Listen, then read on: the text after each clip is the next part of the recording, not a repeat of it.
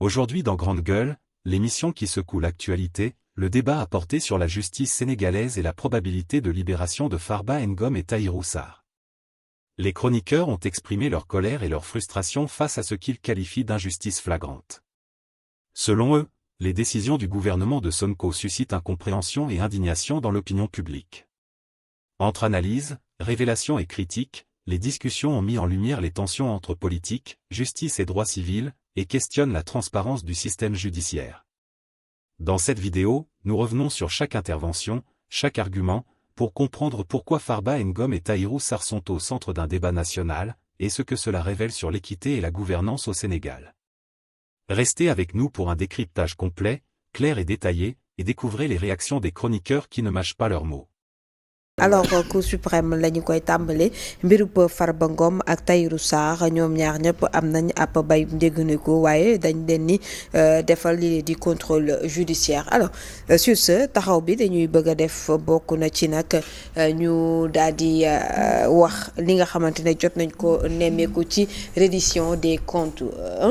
Cheikh Tidiane ci reddition des comptes bi gis nañ ni mu tàmbalee ak fii nga xamante ne foofu la mujjee ak libération ñu baree bari yi nga xamante ne jàppoon nañ leen tout ça pour ça. Tu as tout résumé. Un bon résumé sax kay.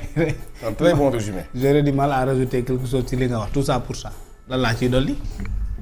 lii xew tey du waxoon nañ ko fi. fii ñun ñëpp toog nañ ne affaire Farba Ngom bi du mujj fenn. tooñ la ñun ñëpp waxoon nañ ne Tahirou Sarr dañ koy tooñ dañ koy mujjee bàyyi ñun ñëpp waxoon nañ ne mbirum Bassirou Fofana pour la presse tooñ la Abdou Nguer tooñ la Mansour Faye tooñ la même nu mu tudd le gars de Rufisque Ismaïla Madior Fall tooñ la Sophie Gladima tooñ la Pape Malick Ndour tooñ la ñii ñëpp dañ leen tooñ. Lat Diop tooñ la Lat Diop tooñ la parce que mais c'est tooñ la tu ne peux pas mënoo jël nit utiliser li nga xam ne yow yaa ko wax nit ñi ñu dégg ko nga yaakaar ci ndam ci justice mënul nekk parce que effectivement cette justice là elle reste le dernier rempart elle sera toujours rendue au nom du peuple elle ne sera jamais rendue pour la volonté d'une personne qui veut se venger tu peux utiliser mécanisme état yi fi teg parce que état nag moo fi teg ay mécanismes yoo xam ne il faut que ñu rectifier ko mënoo jël le ministère de la justice def ko mu nekk subalterne ministre de l'intérieur primature premier ministre mu nekk subalterne président de la république premier ministre bi ñu am nag moom comme exception la ci exception yi lu kenn sañul wax moom mu dem wax ko malgré que ñun xamoon nañ ne ministre de la justice dafa am liaison directe cordon ombilical du exister entre le ministre de la justice et le parquet un cordon ombilical moom moo tàllee ko noonu dem primature noonu la tàllee ko ba ci biir président de la république. nga loolu tout le monde ñun ñëpp xamal nañu. Et puis on nous signale également que parquet def na appel alors sur ce il y a que Tahirou Sarr qui va être libre. voilà selon ses avocats. donc defati na appel xanaa délai bi jeexul woon délai bi moom jeexoon na mu defe naa.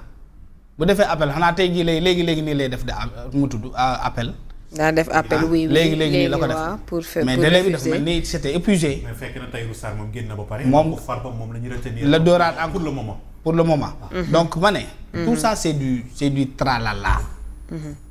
on joue avec notre justice. justice dañ ko tëgg pour régler des problèmes sociétaux. justice kenn tëggu ko pour nit di ci fayantoo xam nga loolu leer na. et pour la première fois ci histoire politique du Sénégal acteur politique majeur ku mel ni premier ministre taxaw fale ca Tëngéej meeting élection législative xamal sénégalais yi ne fi ma jëm ak ñii nekk fii ci sama bànneexu bopp laa koy teg sama volonté de vengeance laa koy teg naka la ko xamalee woon nit ñi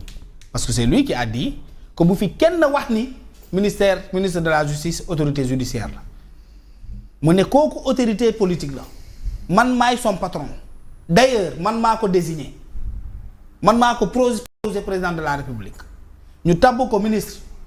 mu nekk sous mon autorité sous ma volonté su ma ko waxee jàppal man Déthié Fall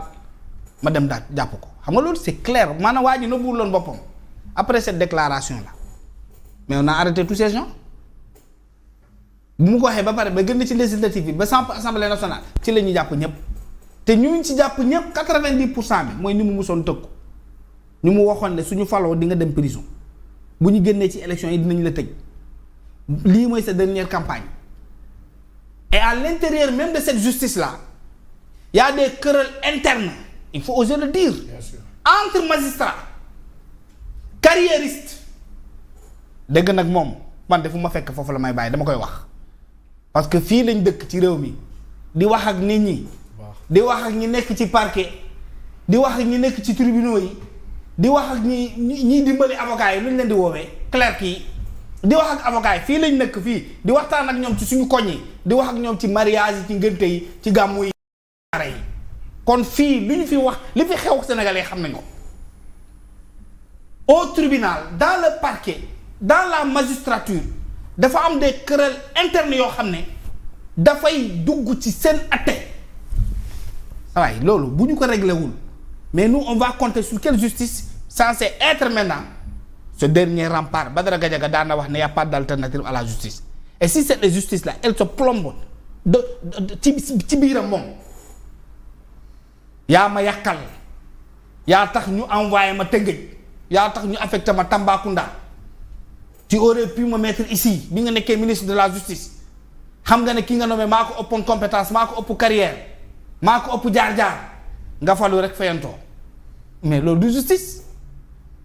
on ne l'a pas créé pour des règlements de compte l'acteur politique lui bu muy dicter ay nit pour ñu bindal ko des textes surtout celui qui gère le pouvoir da ko bind à sa faveur moom xaw ma ndax yaa ngi dégg fi may waxee. ñi bindulu texte yi bu ñuy bindulu texte yi dañu leen bind à leur faveur. Très bien. Pour ñu mën a am pouvoir une même mise sur le jeu politique qu'ils sont en train de faire xam nga loolu tout le monde le sait dans ce pays-là. Alors il faut couper déjà le cordon ombilical qui existe entre la présidente de la République jaar jóge président de la République dem ba ci biir ba ci biir parquet ça tant qu'on ne coupera pas ce cordon ombilical là dama ni réew mi kenn dootul yaakaar justice mu ñu amalee ko comme il se doit dans ce pays-là parce que c'est ça la vérité boo xam ne war nañ ko mën a wax on a politisé la justice il y a des dossiers politiques dans ce pays des dossiers yoo xam ne ñépp xam nañ ne nit moo nekk ci ginnaaw utiliser la justice pour fayantoo parce que tout simplement c'est ce même premier ministre qui a été fii nag à Guédiawaye pour wax nit ñi ne bu leen wootee la jóg. D'accord. Même nit ki moo demoon añam ne kii boo leen ko wootelee c'est sa dernière campagne même nit kooku moo toog ci dëkk bi tënku Mansour Faye ñaata yoon la tudd Mansour Faye. ñaata yoon la ko woo ko ñeenti yoon xam nga juróomi yoon. ñetti yoon après bu mu faloo Mansour dem nga prison. La justice n'a pas finalement déterminé que Mansour Faye amuñu preuve yi tangible yi mën a tax mu des prison. Maintenant tout ce temps que ces gens ont fait à la prison quel honneur cela peut porter à l'endroit de la justice sénégalaise. C'est des questions-là qu'il faut se poser. Il faut qu'on arrête de politiser la justice, d'instrumentaliser la justice pour des règlements de compte politique. Loolu moom bu ñu ko bàyyiwoo rek Sénégal du am jàmm. Merci beaucoup. Alors Bamba ba tey ci mbirub Tahirou Sarr ak ki nga xamante ne moom moo di Farba Ngom ci moment boo xamante ne liñ ci jot a nemmeeku moom moo di appel la ñu wax jëm ci mbirub Farba Ngom bi. waaw mais Fatima comme niñ ko waxee vraiment aussi lépp loo gis aussi dafay preuve da si am solo c'est-à-dire nga am preuve pour que nit ki nga mën koo tuumaal nga am preuve pour que nga war na wax ne nit ki moo def wala deful nga am preuve aussi pour mën koo teg askan wi nga xam ne kii lii lañ koy toppee mais réewu Sénégal mooy réew boo xamante dama koy faral di wax li fi leer ba leer boo ko gëstoo ba si biir ba leer lenn kese la képp dong rek dong amul leneen lu fi leer si réewu Sénégal amul leneen looy wëri ba xool ba gis si réew bi mu leer yi fi lënd moo bari réew mi dañuy jiiñante di waxante di li nga mooy laamisoo mais lenn leeru fi léegi nag nit ki nag moom boo ko téewee soit da ngay wax li ñu koy toppee soit nga aussi xool ba xool xamoo loo koy toppee mais nga bàyyi ko mu ñibbi c'est la vérité tànk da nga koy tàllal mbaa nga bank ko c'est-à-dire aussi li olof Njaay di wax yàppoo xaj bu soddee soof te pourtant ay opposants ñoo fi toogoon fii doon wax ne que justice daa war a bàyyi que wala dañoo war a bàyyi pour si wàllum politique que topp jàpp nit ba pare dem uti ji lu ñu koy toppee dañ ko doon wax c'est-à-dire da ngay xool xam ne xoolal coow li yëpp commencé woon si diw dañ koy topp diw dañ koy jàpp diw di dañ def li nga xamante mooy réduction des comptes on était toujours pour la réduction des comptes ñu ne woon li ñuy bañ mooy mu nekk règlement de compte waaye léegi ñi ñu fi wax ñëpp ne dinañ wuy justice dinañ toppi lan la ñu toppee ak lan la ñu def sénégalais bu ne da ko war a poser question ñii lan la ñuy toppee lan la ñuy def xam nga ànd ak li nga xamante mooy cëfër ak li nga xamante mooy coow lu bëri engouement te fekkee ne aussi li nga xamante ne aussi mooy amoo lenn lu leer say bët wala ànd ak xel ànd ak dal moo tax sëñ Fallou dal na ko faral di wax